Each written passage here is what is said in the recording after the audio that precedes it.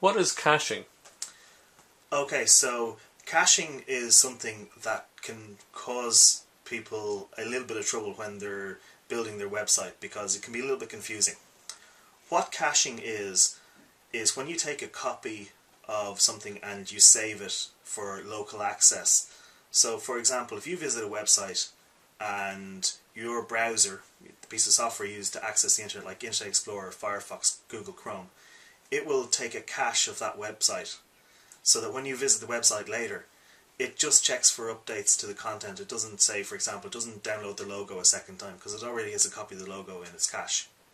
Now caching can happen at different levels. So you can have a local cache of a website on your own PC. Your internet service provider, your ISP, your DSL or your broadband provider, they may have a copy of the websites that you visit cached as well. So what that means is that you have copies of websites that you visited that are previous versions of what the site looked like. Now that usually speeds up your internet access, makes things seem to load quicker because it's already just pulling it off local version. The big issue is when you're developing your own website and you make a change to your website and you go and you look at your website and it hasn't changed. And the problem here quite often is that your computer has maintained a local copy of it. So even though you have changed it and it has changed in the real live website, you're still seeing a copy of the old website. So what you need to do is basically need to empty your browser cache. So what you need to do is, normally if you hold down the shift key and you hit reload or refresh, so